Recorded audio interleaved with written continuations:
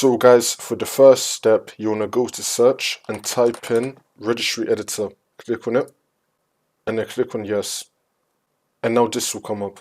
And now once you're on this, you can follow everything that I'll be doing up here.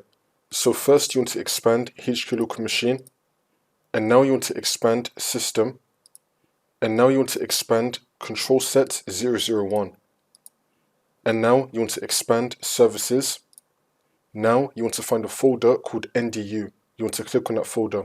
Scroll down until we find NDU. Click on this. And now this will appear on the right side. Again, you can follow everything that I did up here. Make sure that you're now in the NDU folder.